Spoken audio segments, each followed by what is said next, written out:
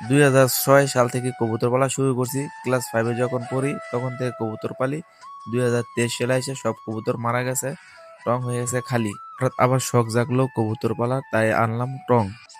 আসসালামু আলাইকুম গাইস, আশা করি সবাই ভালো আছেন। আলহামদুলিল্লাহ আমি আপনাদের দোয়ায় ভালো আছি। এই যে টংটা দেখতেছেন পরিষ্কার করতেছি, টংটা এক আঙ্কেলের সাথে শেয়ার করলাম।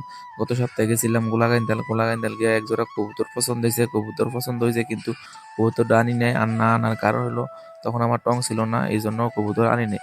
তো এই কথাটাই বলতেছিলাম আঙ্কেলের সাথে, আমি তো গত সপ্তাহে গোলাইন্দাল গেছিলাম, কিন্তু ও টঙ্গের কারণে কবুতর আনতে পারি না। তো উনি বলতেছে আমার বাড়িতে একটা টং ফুরে রয়েছে, এই টংটা তুই নিয়ে আয়, কবুতর পালা শুরু কর।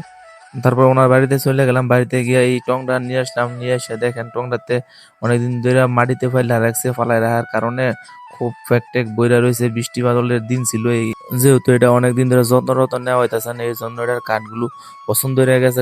অল্প কিছু পছন্দ হচ্ছে, ওই যে দেখা যাইতেছে, কিন্তু মোটামুটি অনেক ফুক্তা আছে টংটা।